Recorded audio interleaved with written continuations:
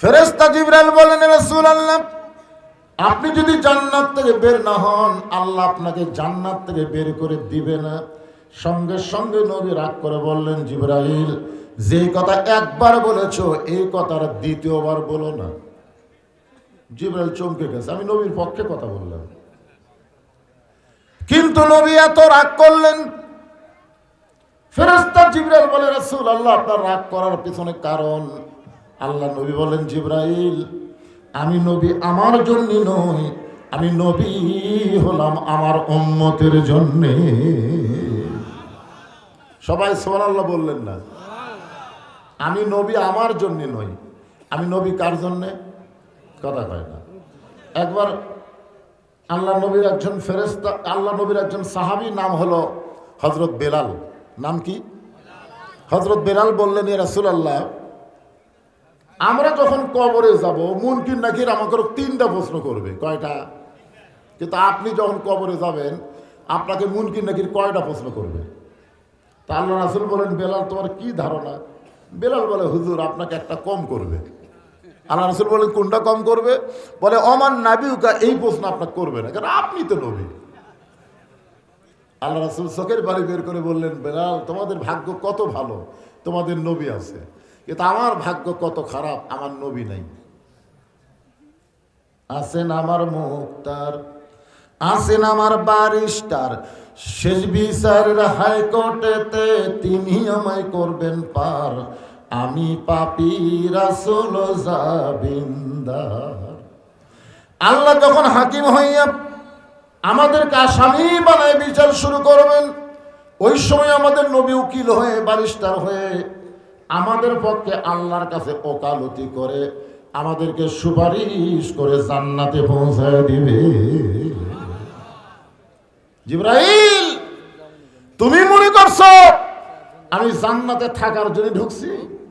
আমি শুধু জান্নাত দেখার জন্য ঢুকছি। আল্লাহ আমার উম্মতের জন্য কেমন জান্নাত বানালো, জোরে কর সুবহানাল্লাহ। আমি সেই দিন জান্নাতে থাকার জন্য ঢুকবো যেদিন প্রত্যেকটা উম্মতিনীকে আল্লাহ জান্নাত দিবে। এবারও সুবহানাল্লাহ বলেন না? এখন চিন্তা করে দেখেন, যেই নবী জান্নাতের মধ্যে গিয়ে আমাদের কথা ভোলে না, আর আমরা সেই নবীকে ভুলে গেছি। আমাদের বাংলাদেশে কিছু কিছু মুসলমান নবীকে শুধু নবী হিসাবে বিশ্বাস করে, নেতা হিসাবে মানবার চায় না। এরকম কিছু মুসলমান আছে না নাই? নবীর প্রতি দরুদ পড়ি, নবীরে সালাম করি মিলাদের ভিতরে, কিন্তু নবীর সমাজ গড়ার কাজে এদের দ্বন্দ্ব মনে বাজে। নবীকে সংসদে বানায় না, নবীকে রাষ্ট্রপতি বানায় না, নবীকে শুধু মসজিদ আর মাদ্রাসার মধ্যে মানায় নাকি? আপনাদের কি ধারণা? নবীকে মসজিদ মাদ্রাসার জন্য নবী হয়েছে না সব জায়গার জন্য? কথা বলেন, সব জায়গা। আল্লাহ কোরআনে বলেন, ওয়ামা আরসালনাকা ইল্লা রাহমাতাল লিল আলামিন। গোটা বিশ্ব জগতের জন্য আল্লাহ নবীকে রহমত স্বরূপ প্রেরণ করেছে। তাহলে মসজিদ ভালো থাকবে, মাদ্রাসা ভালো থাকবে, আর আমাদের সংসদগুলো খারাপ মানুষদের ভরে যাবে। তাহলে মনে হয় নবী কি সব জায়গার জন্য রহমত, না কিছু কিছু জায়গার জন্য? কথা বলেন। সব জায়গার জন্য রহমত হয়, কিসের মাধ্যমে রহমত হবেন? এইটা আমাদের আজকে জানার বিষয়। যেই নবী জান্নাতের মধ্যে গিয়ে আমাদের কথা ভোলে না, আমরা সেই নবীকে কোন অবস্থাতে ভুলতে পারবো? ভুলিনি, ভুলবো না, ভুলতে পারি না। আমার নেতা তোমার নেতা, মানে এই জায়গার যদি অন্য নেতার নাম করতাম তাহলে এত যদি শেখ মুজিবুরের নাম করতাম, শহীদ জিয়ার নাম করতাম, ওরে বাবা রে, কি রে! আমাদের নবী কি মেম্বার মার্কা নেতা, চেয়ারম্যান মার্কা নেতা, এমপি মার্কা নেতা, প্রধানমন্ত্রী মার্কা নেতা, বিশ্ব নেতা, সাইয়্যিদুল আম্বিয়া সাইয়্যিদুল মুরসালিন। ভাইজান, একটু স্লোগান দেন। এক স্লোগানের কারণে আল্লাহ আপনাকে জান্নাত দিবার পারে, জানেন আপনি? সব জায়গায় আলসামো করা ঠিক না, একটু গলা খাখারে দেন। আমার নেতা তোমার নেতা লিল্লাহে তাকবীর। এমন একজন নবীর উম্মত হওয়াতে খুশি না বেজার? তাহলে জবান খুলে বলি আলহামদুলিল্লাহ। এখন আসেন, যে কোরআন থেকে আপনারা সূরা কাউসারের আলোচনা শুনবেন, এই কোরআনে কোনো সন্দেহ? সবাই বলা লাগবে। কারো যদি সন্দেহ থাকে তো দাঁড়ান, যে হুজুর আমার কোরআনের উপর সন্দেহ আছে। আল্লাহ কোরআনে প্রথমেই বলেছে যালিকাল কিতাব লা রাইবা ফি, যালিকাল কিতাব লা রাইবা ফি হুদাল লিন-নাস, নাকি কি হুদাল লিল মুত্তাকিন। এইখানেই তো আল্লাহ ক্যাপাসিটি করছে। আবু জেহেল কোরআন শরীফ শুনবে, আবু বকর কোরআন শরীফ শুনবে। আবু বকর হেদায়েত পাবে, কিন্তু আবু জেহেল পাবে না। বাংলাদেশের অধিকাংশ শ্রোতারা কার দল করতেছে? আবু বকরের দল করে না আবু জেহেলের দল করে? কোরআনের ওয়াজ শুনবে আর মানুষের আইন অনুযায়ী চলবে। সাধারণ মানুষকে নেতা বানাবে, বিশ্ব নবীকে নেতার আসন দিবে না। আর হত আবু বকর শুধু কোরআন শুনবে না, কোরআনকে বাস্তবে আমল করবে। দুনিয়ার কাউকে নেতা মানে না, রাসূলকে নেতা হিসাবে নিজের জীবন পর্যন্ত কুরবানি দিবার চায়। ধরে কার কথা ঠিক কি না? কথা বলে কেমন নেতা? একদিন বলেছিলেন যে গভীর রাত্রে তোমাকে নিয়ে আমি মক্কা থেকে মদিনায় হিজরত করব।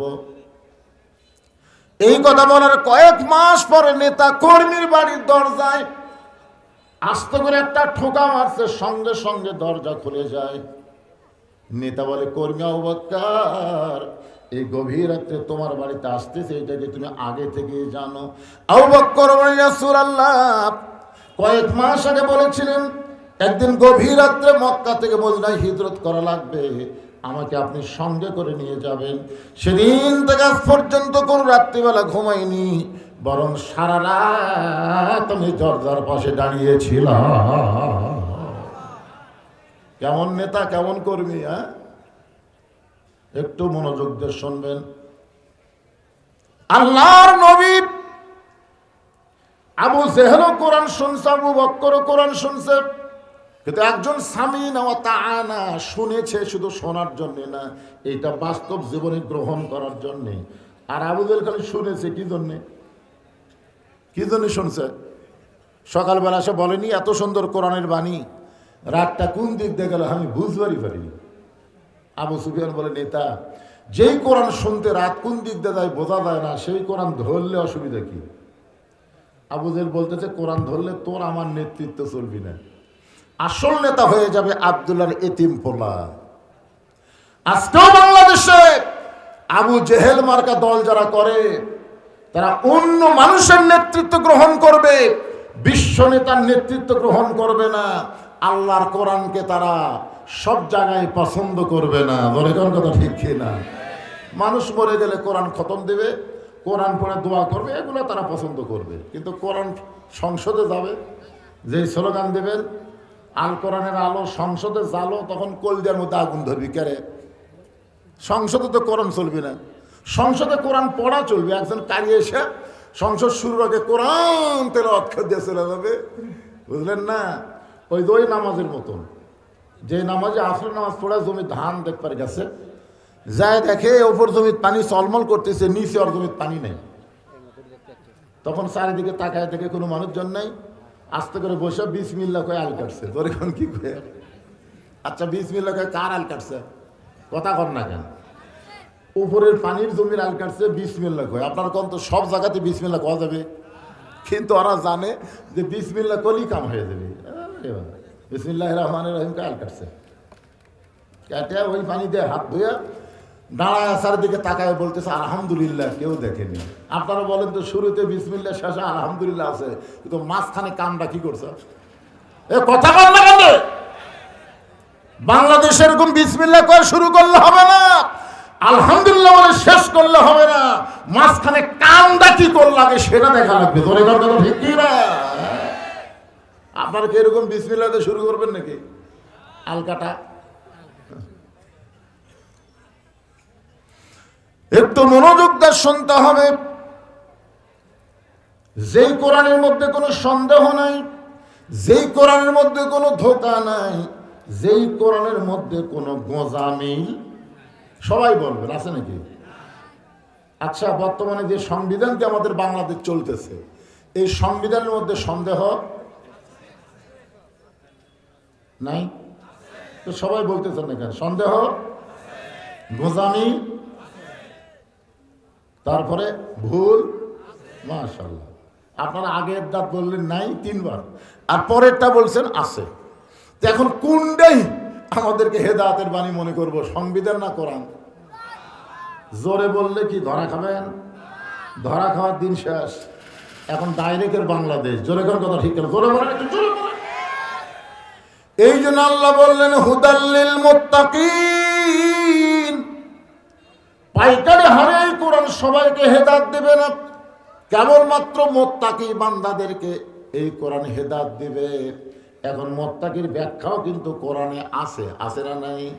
ইন্না আকরামাকুম ইনদাল্লাহি আতকাকুম, ওই ব্যক্তি সবচাইতে দামি হয় যার কলিজার ভিতরে আল্লাহর বেশি ভয়। এই বেশি ভয় অর্জন করতে গেলে দুনিয়ার অন্য কোনো খেয়াল করলে হবে না, কেবলমাত্র খেয়াল করতে হবে, একমাত্র খেয়াল করতে হবে কার? এখন আসেন সেই পবিত্র কোরআনের ছোট্ট একটা সূরা, নাম হলো কাউসার। জোরে বলেন, নাম কি? কাউসার কি? হাসর হবে তামার সানি, উম্মত বলবেন পানি পানি। হাসর হবে তামার সানি। তামার সানি বোঝেন আপনারা? হাসরে কিন্তু মাটি থাকবে না, তামা হবে তামা। ওই তামার উপরে যখন সূর্যের তাপ পড়বি, এখন যত দূরে সূর্য আছে অত দূরে থাকবে না। সূর্য কত নিকট আসবে আপনারা জানেন না? তাহলে হাসর হবে তামার সানি, উম্মত বলবেন পানি পানি। সেই কঠিন দিনে নবী বিনে, সেই কঠিন দিনে নবী বিনে পানি দেওয়ার সাধ্য কারো নাই, সেই পানির নাম হলো কাউসার। তাফসীর কারকগণ বলেছেন যে হাউজে কাউসারের 1 পেয়ালা, এরকম 1 পেয়ালা পানি পান করে কেউ যদি জাহান্নামেও যায়, আল্লাহ জাহান্নামকেও জান্নাত বানাই দিবে।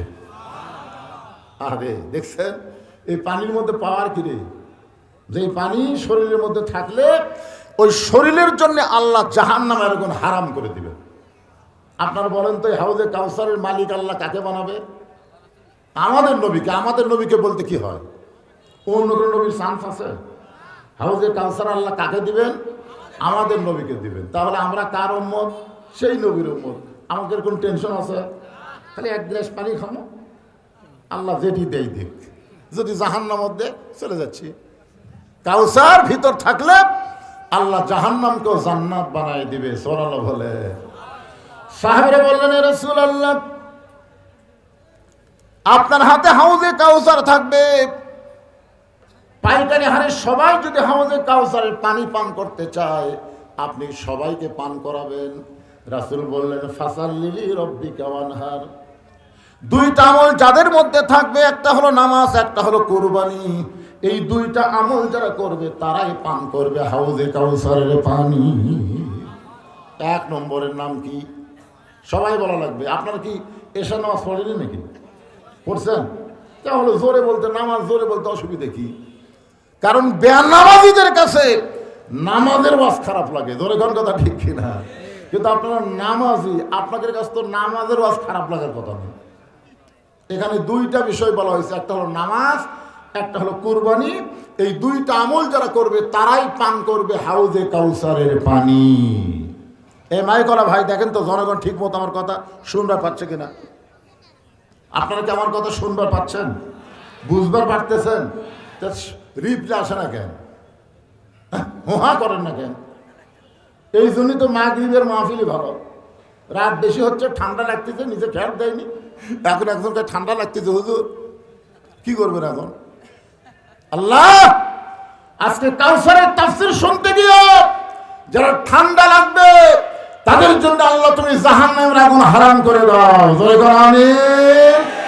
আল্লাহ পারে কি পারে না? জোরে কোন পারে কি পারে না? আল্লাহ কোরআনে বলেছেন, অবতাকু ইলাইহি ওয়াসিলা, আমি হাসরের ময়দানে ওসিলা খুঁজবো। তোমাকে আমল দিয়ে তোমরা জান্নাতে হবে এমন মনে করো না। যে কোনো একটা ওসিলায় আমি আল্লাহ তোমাদেরকে নাজাত দিব। আজকে এরকম ঠান্ডার মধ্যে বসে থাকাটাও একটা নাজাতের ওসিলা হতে পারে। পারে কি পারে না? কথা বলেন। অবশ্যই পারে। আল্লাহর একজন মস্ত বড় ওলি, নাম হলো মুনাব্বাহ রহমতুল্লাহ আলাই। তিনি একজন মস্ত বড় আল্লাহর ওলি ছিলেন। একদিন তিনি স্বপ্নে দেখেন আল্লাহ পাক তাকে বিনা হিসাবে জান্নাত দিয়ে দিয়েছেন। তো স্বপ্নের মধ্যেই বলতেছে, আল্লাহ তুমি আমাকে কোন আমলের কারণে বিনা হিসাবে জান্নাত দিলে? সে আমলটা একটু বলো। আল্লাহ বলে, না, তোমার কাছে শুনতে চাই। তো বলতেছে, আমার মনে হয় নামাজের কারণে। আল্লাহ কয় না। বলতেছে রোজার কারণে। আল্লাহ বলে না। হজের কারণে। আল্লাহ বলে না। দানের কারণে। আল্লাহ বলে না। বলে, আল্লাহ তাহলে আমি জানির কারণে তুমি আমাকে বিনা হিসাবে জান্নাত দিলে। আল্লাহ বলতেছেন, মুনাব্বা তুমি আমার প্রশংসা লিখতে ভালোবাসতে, যাকে বলা হয় হামদ। ইউনুস নবীরে খাইলো মাছেতে গিলিয়া। ভারত কিন্তু আমাদের ইউনুসকে গিলা খাবার চাইছিল। জোরে কোন কথা, ঠিক করে কথা কন। ভারত একটা ঝোঁকার চ্যানেল আছে, ঝোঁকার চ্যানেল। মাঝে মধ্যে দেখবেন না, জি বাংলা না, ঝোঁকার। মাঝে মধ্যে দৌড়ে দৌড়ি করে বাংলাদেশ নাই, বাংলাদেশ নাই। ইউনুস বাংলাদেশ খায় শেষ করছে। ইউনুস নবীরে খাইলো মাছেতে গিলিয়া, ফেরেশতা পাঠালেন আল্লাহ ইসমে আজম দিয়া। দমে দমে শহর দম পড়ে সে ইসমে আজম। মাছেরই উদর হইতে বাঁচাইলা প্রাণ। সবাই বলেন আল্লাহু আল্লাহু। বলেন আল্লাহু আল্লাহু। তুমি জানলে জানালহু, শেষ করা তো যাই না গে তোমার গুণগান। এটা হলো হামদ। এটা কি? আল্লাহর প্রশংসা। আর নবীর প্রশংসা কি? সে নামে সুর ধরিয়া পাখি যায় গান করিয়া, সে নামে আকুল হয়ে ফুল ফোটে সোনার বরণী। নবী মোর পরশমণি, নবী মোর সোনার খনি। নবী নাম ভাবে যেজন সেই তো দোজাহানের ধ্বনি। এটা কি? এটা কিন্তু নাত। রাসূলের শানে যেটা লিখবে সেটা কি? নাত। আর আল্লাহর শানে যেটা লিখবে সেটা হলো হামদ। তো মুনাব্বা রহমতুল্লাহ আল্লাহর হামদ লিখতেছে, প্রশংসা লিখতেছে। তখন এরকম শীষ পেন ছিল না। তখন কালির দোয়াতে বাঁশের কলম চুবড়াইয়া সেই কালি দিয়ে লিখতে হয়।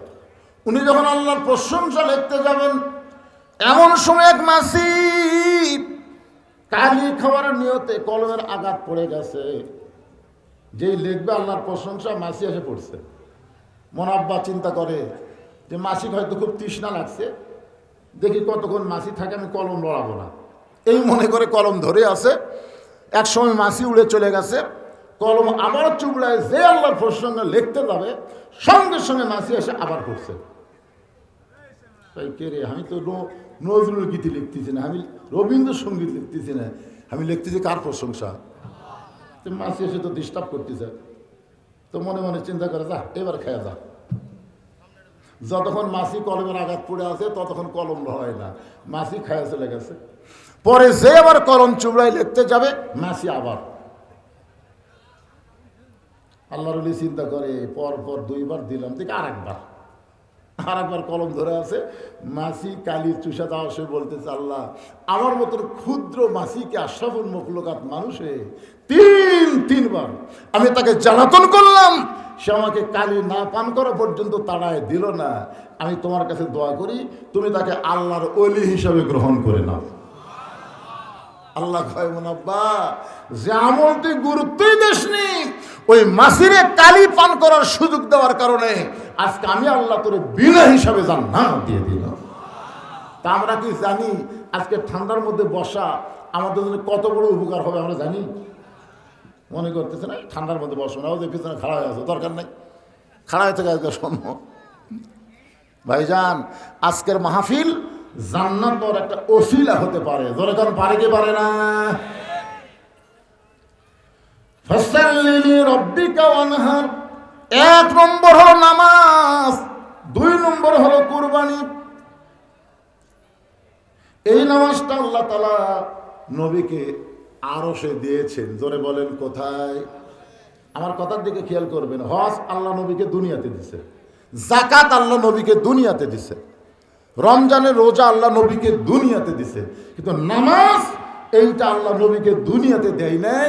একেবারে এমন জায়গায় নিয়ে গেছে যেখানে জিবরাইলও পর্যন্ত নবীর সাথে যাওয়ার পারেনি। সুবহানাল্লাহ বলেন।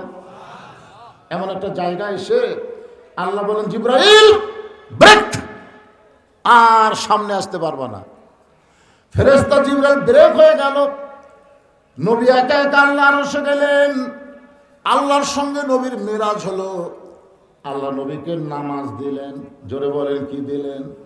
আল্লাহ নবী দুইজনা প্রেম করেছেন গোপনা, মাঝখানে তো জিবরাইলের জায়গা ছিল না। জায়গা যদি থাকিত আরশ দিবে নিত, দরজার বাইরে আল্লাহ ব্রেক করাতো না। নামাজ হচ্ছে আল্লাহ বান্দার মধ্যে একটা প্রেম। সুবহানাল্লাহ বলেন। কোরআনে আল্লাহ বলে নেই অসজুদ ওয়াক্তারিব, তুমি যখন নামাজের সেজদা দিবে ওই সেজদা তোমাকে আল্লাহর নিকটে পৌঁছে দিবে। জোরে করে সুবহানাল্লাহ। আর রাসূল বলেছেন, আনতাবুদুল্লাহ কাআন্নাকা তারাহু ফাইন লাম তাকুন তারাহু ফাইন্নাহু ইয়ারাকা। নামাজ এমন একটা ইবাদত যে ইবাদতের মধ্যে ইবাদতের মালিকের সঙ্গে তোমাদের সাক্ষাৎ হবে। যদি না হয় তাহলে বুঝবে মালিক তোমাদেরকে রহমতের নজরে দেখতেছে। জোরে কোন সুবহানাল্লাহ। সেই ইবাদতের নাম কি? সবাই বলবেন, নাম কি? নামাজ। আজকে আমাদের বাংলাদেশে নামাজ আছে কিন্তু নামাজ কায়েম নাই। কায়েম আছে? জোরে করে কায়েম আছে? হ্যাঁ। একটু মনোযোগ দিয়ে শোনেন। নবী আমার লাইলাতুল মিরাজ পাড়ি দিয়ে দুনিয়াতে ফেরত আসলেন। ফজরের নামাজ হেরেবের মধ্যে একা একা আদায় করলেন। ফজরের ফরজ হলো 2 রাকাত। জোরে কোন কয় রাকাত? আমরা যে সুন্নত পড়ি না, সুন্নত কিন্তু আরশে আজিমের নামাজ না।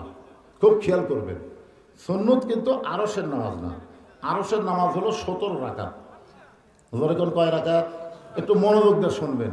আরশে আজিমে নবীকে যে নামাজ দিছে সেই নামাজের রাকাত সংখ্যা কত? 17। ফজরের ফরজ কয় রাকাত? 2 রাকাত। জোহরের ফরজ কয় রাকাত? 4 রাকাত। আসরের ফরজ কয় রাকাত? 4 রাকাত। মাগরিবের ফরজ 3 রাকাত। এশার ফরজ 4 রাকাত। এই সর্বসাকুল্যে 17 রাকাত। এক বক্তার মুখে শুনছি যে আল্লাহর সাথে মোবাইল নম্বরে কেউ যদি কল করবার চান তাহলে 24434। তা আমি চিন্তা করলাম কে আল্লাহর সাথে কল করে রাখলাম নম্বর আছে তো ইংরেজিতে কইছে তো 2 মানে ফজরের 2, 44 জোহর আসর 34। তাহলে হিসাব করলে কয় রাকাত? 17 রাকাত। এই 17 রাকাতের প্রথম 2 রাকাত ফরজ নামাজ। ফজরের ফরজ নামাজ আদায় করে নবী হেরেমের ভিতরে বের হয়ে আসতেছেন। আসার সাথে সাথে যার সঙ্গে দেখা তার নাম হলো আবু জেহেল। আবু জেহেলের কি ভাগ্য দেখছেন? আবু জেহেলের ভাগ্য, হাসিনার একটা কল রেকর্ড ফাঁস হয়েছে। তার চামচাকে বলতেছে, আমাকে ঢাকার পার্টি অফিসের খবর কি, কেন্দ্রীয় অফিসের খবর কি? কয় পেশাব পায়খানা। এখানে আবু জেহেলের সাথে মিলে যাচ্ছে পারে, কি কথা রে পারে। আমি হিসাব করে দেখছি, ফেরাউনের জীবনে আমি পড়ছি, নমরুদের জীবনেও পড়ছি এবং আবু জেহেলের জীবনে আমি পড়ছি, কিন্তু এরা 3 জন হাসিনার মতন এত খারাপ নয়। হাসিনা হলো ডিজিটাল খারাপ। তোর এখন কি খারাপ? ডিজিটাল। আরে সর্বপ্রথম মেরাজের পরে নবীর যার সাথে দেখা হলো তার নাম হলো আবু জেহেল। কি একটা ভাগ্য দেখছেন। আবু জেহেল নবীর চেহারার দিকে তাকায় বলে, বাজান, ও কি সুন্দর সুর, বাবারে সন্ধ্যার সময় তোমার দেখছি তুমি সুন্দর, কিন্তু সকালবেলা দেখতেছি তুমি অতীব সুন্দর। আবু জেহেল নবীকে বলতেছে, সন্ধ্যার সময় তোমাকে দেখছি তুমি সুন্দর, কিন্তু সকালবেলা দেখতেছি তুমি অতীব সুন্দর। আসলে আমাদের নবী যে সুন্দর ছিল এই ব্যাপারে কারো সন্দেহ আছে নাকি? এর কারো সন্দেহ আছে? চারশো গ্রহ তারা, তারি নূরের ইশারা, নইলে যে অন্ধকারে ডুবিত এই ধরনী। সবাই বলেন নবী মোর পরশমণি, নবী মোর সোনার খনি, নবী নাম ভাবে যেজন সেই তো দোজাহানের ধনী। সন্ধ্যার সময় দেখছি তুমি সুন্দর, সকালবেলা দেখতেছি তুমি অতীব সুন্দর। নবী বললেন চাচা, সকালবেলা অতীব সুন্দর দেখার পিছনে একটা কারণ হলো, আজকে রাত্রিবেলা কাবার পাশে আমি ঘুমাইছিলাম। ফেরেশতা জিবরাইল আমারে ঘুম থেকে চেতন করে জমজমের কূপের পানিতে ওযু করানোর পরে একটা প্রাণীর পিঠে করে বরাক, যার নাম, বাইতুল মুকাদ্দাসের মধ্যে গেলাম। বাইতুল মুকাদ্দাসে 2 রাকাত নামাজ আদায় করার পরে, 2 রাকাত নামাজ পড়ানোর পরে, ইমামতি করার পরে আমাদের নবী কি করছেন? পড়ছে না পড়াইছে? জোরে কোন, পড়ছে না পড়াইছে? আপনারা বলেন তো, সবাই নামাজ পড়াবার পারবে? বাংলাদেশে যত দল আছে, কোন দলের নেতারা নামাজ পড়াবার পারবি? আপনাদের নাম করা লাগবে না, মনে মনে খালি হিসাব করবেন, পড়া পড়া আর পড়ান। আমি ছোট ভাই হজ করে আসার সময় বড় ভাইয়ের জন্য একটা জুব্বা আনছে, মদিনার জুব্বা। বড় ভাই জীবনে নামাজে পড়ে না, এখন সেই বড় ভাই জুব্বা দিছে। বড় ভাই জুব্বা গাওয়ার দেখে আমি হুজুর হলাম রে, আজ থেকে আমি হুজুর। কে রে, জুব্বা গাওয়ার দিলে হুজুর হওয়া যায়? গরিবের বন্ধু, সমাজসেবক, দরদি এমন সাইজ নিয়ে আসে, মনে হয় যে এই মাত্র জান্নাত থেকে পলে যাচ্ছে। এখন কথা ঠিক কিনা? আই রে সাইজ ভাই, ওই জুব্বা গাওয়ার দেখে গ্রামত ঘুরতেছে, গ্রামের লোক কবে থেকে হুজুর হলেন? চিন্তা করতেছে না এলাকাত হুজুরের দাম পাওয়া যাবে না, বাইরে যায়। অনেক দূরের এক বাজারে জুব্বা গাওয়ার ঘুরতেছে, একজন হাতের মধ্যে 20 টাকা দিয়ে বলতেছে, আমার আলুর ঘুগরে পোকা ধরছে, একটু দোয়া করেন হুজুর, আলুর পোকা সান ছেড়া দেয়। ও 20 টাকা থুয়ে বলতেছে আলহামদুলিল্লাহ। এখানে ধর কেউ চিনে না। কিছু দূর যাওয়ার পর একজন বলতেছে, হুজুর আর বইয়ের পেটে বাচ্চা হয়েছে, আল্লাহ যেন একটা পুত্র দেয়, ধরেন 100। ওই পকেটের থেকে আলহামদুলিল্লাহ। কোন জায়গাটা? এরকম হুজুর হয়ে গোটা বাজার ঘুরতেছে। ওই বাজারে একটা ওয়াক্তিয়া মসজিদ আছে, শুধু হাটের দিনে নামাজ হয়, অন্য দিনে হয় না। ওয়াক্তিয়া মসজিদ, যেরকম কি মসজিদ? আসরের নামাজের আজান দিছে।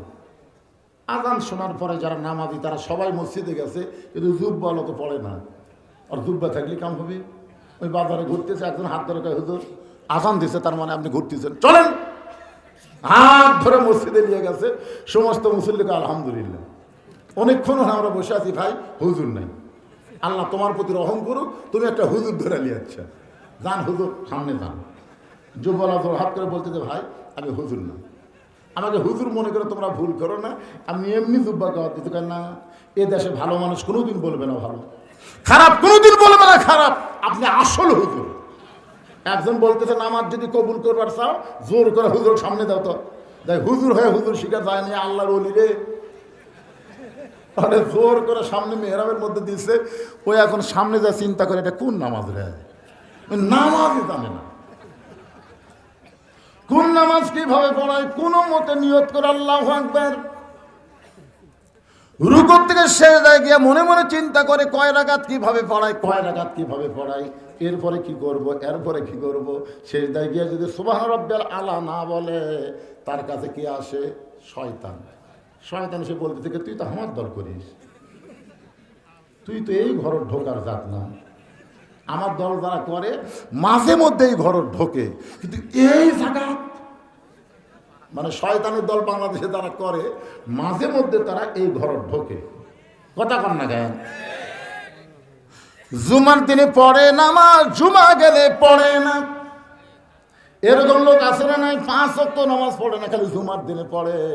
ভোটের আগে পড়ে নামাজ, ভোট গেলে আর পড়ে না। ধরে কোন কথা ঠিক কিনা? মাঝে মাঝে পড়ে নামাজ, কিন্তু এই জায়গা কোনোদিন আসে না। কে তুই কেমন আইলি? এই জুব্বাই আমার কাম সারতে ভাই, এই জুব্বা পরে হুজুর হয়ে গেলাম, এখন জনগণের ঠেলায় সামনে গেছি, এখন কি করবো? পাগলা, এটা ওয়াক্তিয়া মসজিদ চাটাইয়ের ঘর, চাটাই মাটির সাথে লেগে দিলে ওই পোকা খাবি। তুই একটু মাথা তুলে দেখ, ফাঁক আছে, দেখ দেখ মাথা তুলে দেখ, ফাঁক আছে। দেখে হ্যাঁ, আধা ফাঁক। ওই ফাঁকের মধ্যে চেয়ারা যেরকম বার হয়ে যায়, পেয়ালা আমার বার হয়ে গেছে। সমস্ত মুসল্লি সেজদার থাকতে কে রে, এত লম্বা সেজদার জীবনে দেয়নি। একজন মাথা তুলে দেখে হুজুর নাই। চিল্লায় বলতেছে, আর উপর হয়ে থাকিস না রে, ইমাম নাই, নেতা নাই। সবাই মাথা তুলে দেখে গেলে হুজুর গেল কোথায়? তার মানে বোঝা গেল সবাই নামাজ পড়াবার পারে না। নামাজ যিনি পড়াবার পারে তিনি হলেন ইমাম।